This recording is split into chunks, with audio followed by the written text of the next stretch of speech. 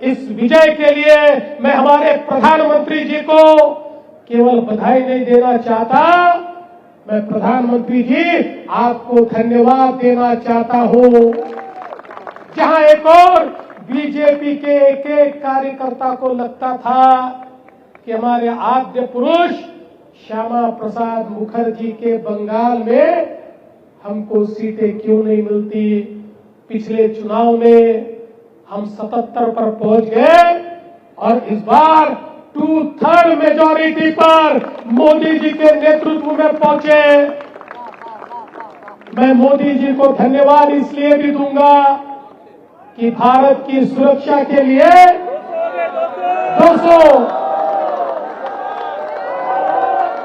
भारत माता की, भारत माता की, ये तो बहुत बड़ा खेला हो गए।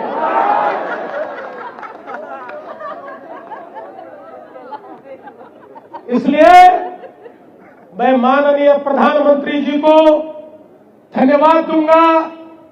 प्रधानमंत्री जी ने जिस प्रकार से मेहनत की है और जिस प्रकार से प्रधानमंत्री जी को बंगाल में रिस्पांस मिल रहा था, हम सब ने देखा।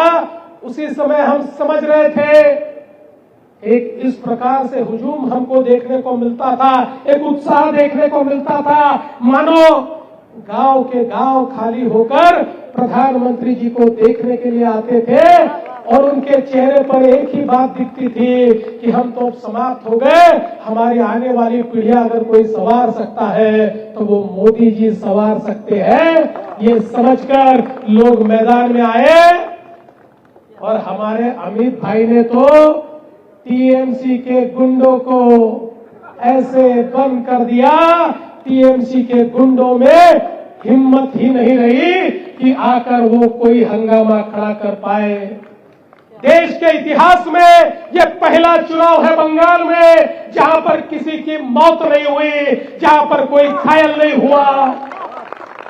अगर देश के फोर्सेस चाहे तो किस प्रकार से काम कर सकते हैं। मैं तो चुनाव आयोग को धन्यवाद देना चाहता हूं कि आपने वो करके दिखाया है कि देश का लोकतंत्र आज ऊंचा हुआ है और हम पूरी ऊंचाई के साथ भारत रत्न डॉक्टर बाबा साहब आंबेडकर जी को धन्यवाद देते हैं कि आपने जो लोकतंत्र हमको दिया उसका विजय हमने पहली बार बंगाल के अंदर इस चुनाव में आज देखा है।